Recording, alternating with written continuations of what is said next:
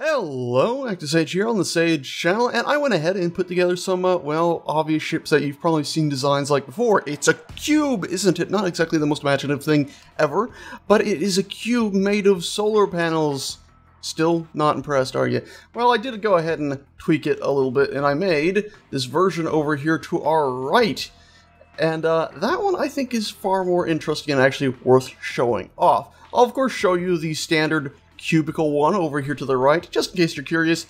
It's a cube covered in solar panels. To be more exact, it's actually pretty much made of solar panels. Its interior is just a scaffolding pretty much, and you can see the whole thing is solar panels galore. And you'll even notice that you see the little tiny lights there. They're actually mirrored on this side, because I went ahead and placed almost all of these by hand, because of course since they're an even number block, mirroring them means they'll get offset or they'll actually won't even flip around properly. So you'd have your lights here, and then on the mirrored side you wouldn't have them here, you'd have them all the way over here. So yeah, I went ahead and built most of this block by block instead of actually using symmetry mode, believe it or not, so it took quite a while. But moving on from that relatively simplistic cuboid, we have this one again here, which I do think is actually relatively eye-catching. And you can see it even has thruster systems, and if we were to go ahead and do an F6 and grab our character here, we can go ahead and fly up to it a little bit, well, in a more smooth manner instead of my glitchy, or not glitchy, but spastic spectator mode movements. And you'll actually see that we have almost like a stepping pattern here, where you have the solar panels, they step in, but it's only a half block step in. Well, technically it's a full block, but it looks like a half block because the solar panels are so big. And then it goes ahead and keeps stepping in, and you see I even have the solar panels cut off again. And by the way, once more, I did have to go ahead and place most of these in by hand to ensure we didn't get crazy symmetry, unhappy lacks of, well, symmetry. And you see we even have little spots here where if we had a 2x2 thrusters, we could have put those all in right there, instead of having just the corner thruster things here, and their sort of odd spinning way that they are here. Let's go ahead and actually head inside it, because this actually does also have an interior to it. And I'll try to keep this video relatively short. And once we fly into it, you'll see we have even more thrusters. It's actually quite the sight to see, isn't it? And this is actually all right in the middle, and these are spaced out enough so that if these fire at full power, they shouldn't be hitting each other, so everything here should be able to work. And you'll notice that around each of the cowlings leading into that center area, we have a bunch of gyroscopes, as well as an assortment of batteries, ensuring this whole thing is powered up and fully functional. You can even see in the corners as well, these are actually in the flat point corners, where if we were to go into spectator mode right now and fly out these sides so you can see where these are, it's actually in those corners right there. You can see we have a bundle of jump drives, a bunch of them actually. And you can see once again, as I do like symmetry, a lot of this is symmetrical on the inside. I mean, I can even see that I've capped up a lot of these edges here so they're not just sharp edges, they have nice little slants to them.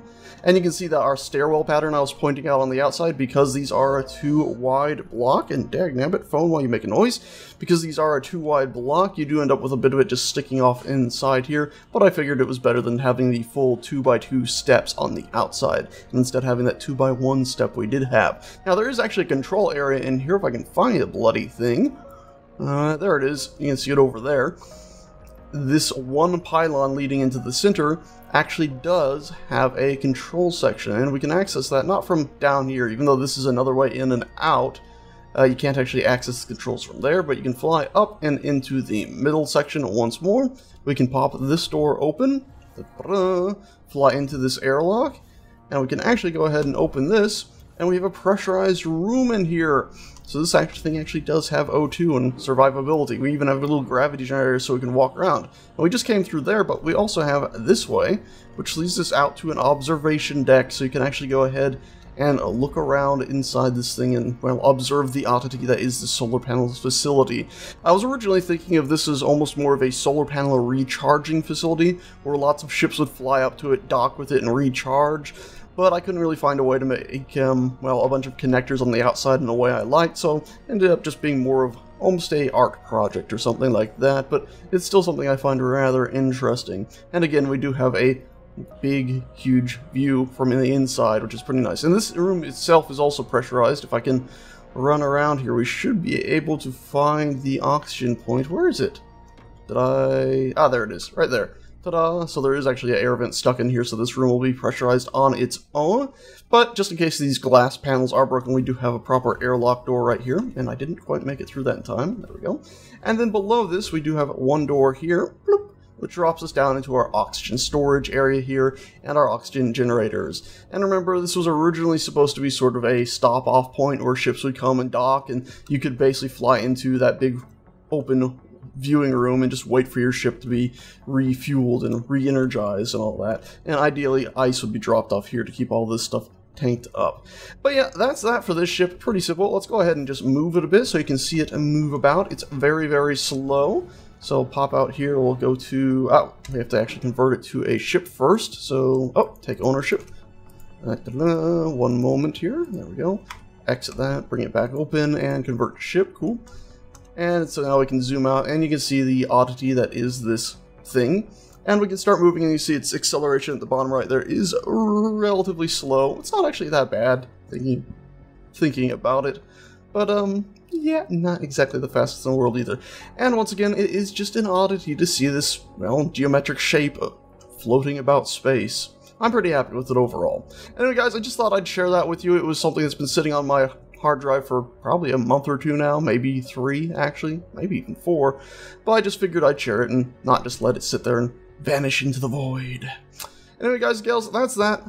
Thanks so much for watching, and I shall see you all next time. Ta-ta.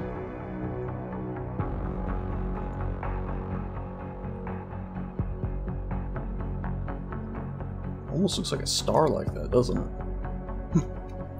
It is an odd thing.